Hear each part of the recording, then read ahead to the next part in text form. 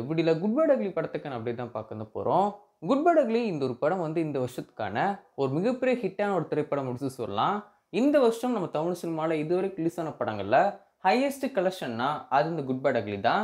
Dragon படம் தான் இதுக்கு முன்னாடி ஹையஸ்ட் கலெக்ஷன் பண்ண ஒரு படமா இருக்கும்னு செஞ்சு, இப்போ good bad ugly highest collection பண்ண படமா இந்த வருஷம் இருக்கும்னு செய்து 250 கோடிக்கு மேல இந்த ஒரு படம் வேர்ல்டு வைட்ல கலெக்ஷன் பண்ண இருக்கு.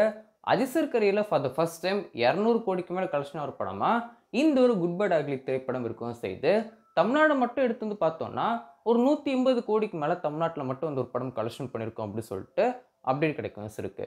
ஸோ இப்போ இந்த குட் பேட் அக்லி படத்தை பற்றி என்ன அப்படின்னு சொல்லி பார்த்தீங்கன்னா, இந்த ஒரு படத்துக்கான ஓடிடி ரிலீஸ் டேட்கான அஃபிஷியல் அனௌன்ஸ் பண்ண டீம் கொடுக்கும் இருக்காங்க. குட் பேட் அக்லி படத்துக்கான ஓடி ரைட்ஸை பொறுத்த வரைக்கும் நெட்ஃப்ளிக்ஸ் தான் வாங்க செஞ்சாங்க. தமிழ், தெலுங்கு, ஹிந்தி வளம் கண்டா அப்படின்னு சொல்லிட்டு 5 லாங்குவேஜ்க்கான ஓடிடி ரைட்ஸுமே நெட்ஃப்ளிக்ஸ் தான் வாங்க இருக்காங்க. ஸோ இப்போ அஃபிஷியல் ரிலீஸ் டேட்டையும் அனௌன்ஸும் பண்ணிட்டாங்க. மே 8ஆம் தேதி அடுத்த வாரம் வியாழக்கிழமை குட் பேட் அக்லி திரைப்படத்தை ஓடிடி ரிலீஸும் பண்ண போகிறாங்க.